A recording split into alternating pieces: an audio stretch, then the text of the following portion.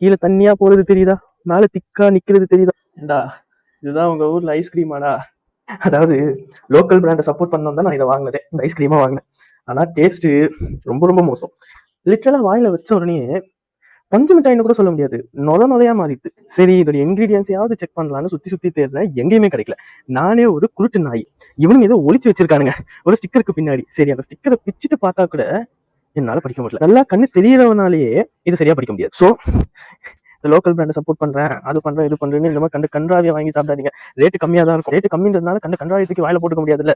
Ice cream இப்படி yearly once ஒரு 4-5 கேஸாவது வந்துடும். சாஃப்ட் ட்ரிங்க்ஸ்ல வந்து சாஃப்ட் ட்ரிங்க்ஸ்னால யாராவது ஒருத்தங்க இறந்துட்டாங்க, இல்லை ஏதாவது ஆயிடுச்சு, இல்லை ஃபுட் இன்ஸ்பெக்ஷன்ல மாட்டிக்கிட்டாங்கன்னு, முடிஞ்ச அளவுக்கு லோக்கல் ப்ராடக்ட்ஸ் வாங்காதீங்க. அதுதான் உங்களுக்கும் நல்லது. அதையும் மீறி வாங்கினீங்கன்னா அதோடைய விளைவு இப்படிதான் இருக்கும். தெரியுதா, கீழே தண்ணியா போறது தெரியுதா, மேல திக்கா நிக்கிறது தெரியுதா, அல்வா மாதிரி. இப்படிதான் இருக்கும் அதோடைய விளைவு.